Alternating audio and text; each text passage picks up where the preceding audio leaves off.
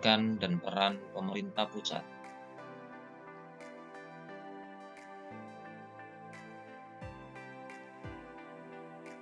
Pemerintah pusat dalam pelaksanaan otonomi daerah memiliki beberapa fungsi.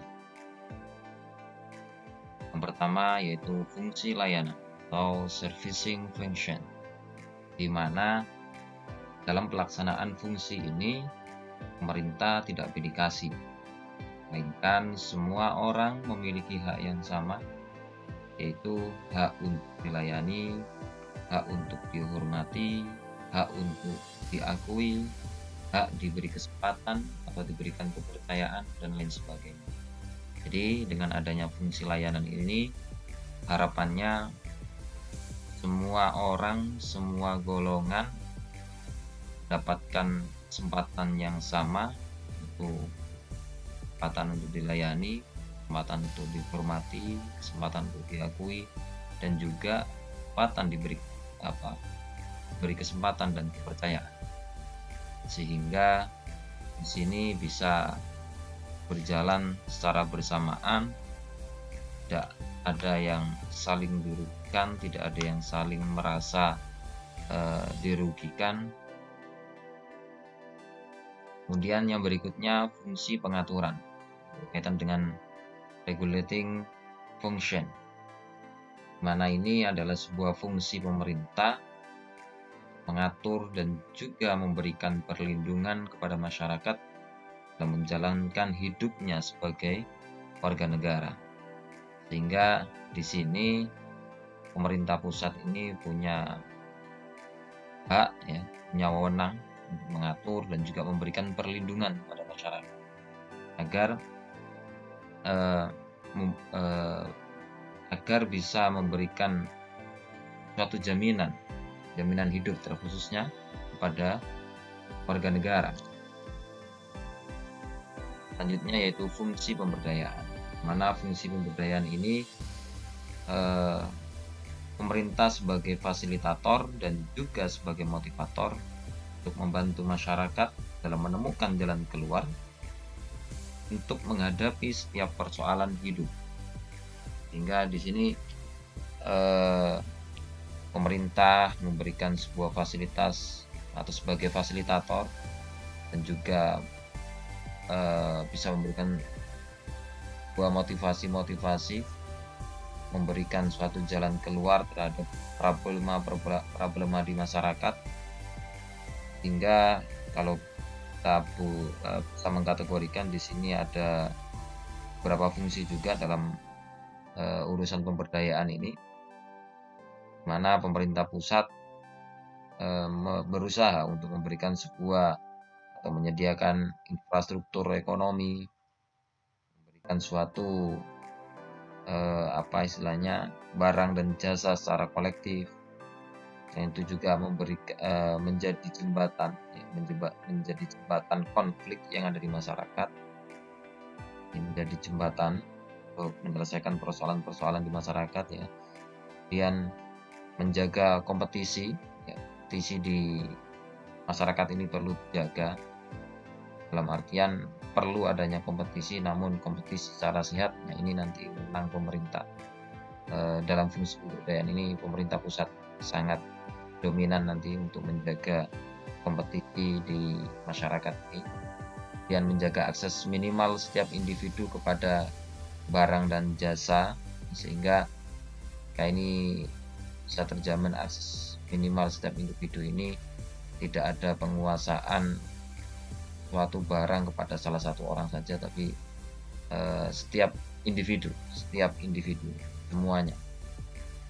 Kemudian menjaga stabilitas ekonomi, ini untuk menjaga tatanan perekonomian yang ada di suatu negara. Klasifikasi urusan pemerintahan. Dalam urusan pemerintahan ini kita mengklasifikasikan menjadi 3, Yang pertama itu absolut.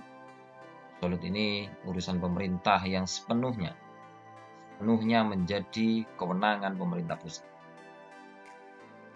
Yang kedua yaitu kongruen.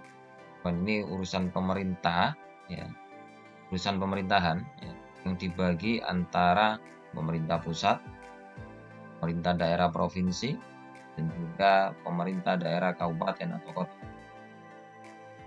Selanjutnya,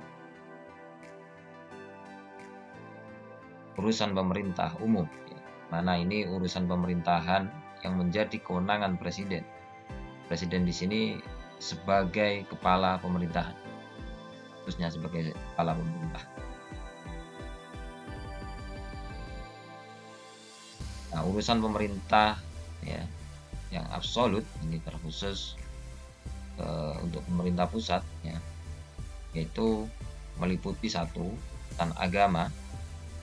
Di agama ini menjadi kewenangan pemerintah pusat, yang menentukan agama resmi suatu negara adalah kewenangan pemerintah pusat. Kalau di Indonesia ini ada 6 agama resmi ya, Islam, Hindu, Buddha, Katolik, Konghucu, Kristen ya. Ini menjadi agama resmi negara Indonesia. Jadi tidak boleh tiba-tiba pemerintah daerah menetapkan agama baru, karena itu sudah menjadi kewenangan pemerintah pusat. Kemudian urusan pertahanan dan juga keamanan. Pertahanan dan keamanan ini menjadi kewenangan pemerintah pusat. Hanya pemerintah pusat yang bisa menyatakan bahwasanya negara dalam kondisi bahaya, negara dalam kondisi tidak aman, negara saatnya perang ya, dan lain sebagainya yang berkaitan dengan pertahanan dan keamanan. Ini menjadi kewenangan pemerintah pusat.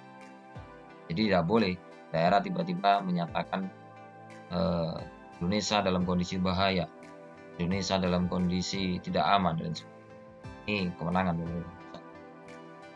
Kemudian politik luar negeri. Politik luar negeri ini menjadi kewenangan pemerintah pusat. Dalam hal ini adalah urusan kerjasama antar negara. Ya. Di daerah tidak diperkenankan melakukan hubungan antar negara dengan mengatasnamakan negara. Boleh. Di misal Jawa Timur kerjasama dengan Australia. Pemerintah Jawa Timur ini mengatasnamakan Indonesia. Bisa. Nah, ini urusan politik luar negeri ini urusan antar negara. Kemudian moneter dan fiskal. Urusan moneter ini kekuasaan yang dimiliki oleh Bank Indonesia ya, untuk memelihara dan juga untuk mencapai stabilitas nilai mata uang. Ini berkaitan dengan urusan mata uang, ya, bahkan nanti arahnya juga dengan mana cara mengedarkan uang, kemudian cetak uang dan sebagainya. Ini bagian dari moneter. Sedangkan fiskal ini terkait dengan pengelolaan keuangan negara, yang dimana dengan tujuan untuk mengontrol pemasukan dan pengeluaran untuk menjaga stabilitas ekonomi di suatu negara. Selanjutnya justisi. Justisi ini berkaitan dengan hukum ya, berkaitan dengan hukum yang ada di Indonesia. Selanjutnya kongruen ya. Ini ada urusan wajib hingga pilihan. Wajib ini yang berkaitan dengan pendidikan, kesehatan, tenaga kerja, pangan dan lain sebagainya. Dan kalau pilihan ini ada kelautan, pariwisata, perdagangan dan lain. Sedangkan urusan umum, ya urusan pemerintah ini yang umum, yaitu ini lebih kepada urusan presiden sebagai kepala pemerintahan ya. Salah satunya yaitu mengangkat dan memberhentikan menteri. Nah, ini menjadi kewenangan dalam hal urusan pemerintahan ya, yang sifatnya umum, kemudian mengusulkan calon hakim agung dan lain sebagainya yang berkaitan dengan presiden sebagai kepala pemerintahan.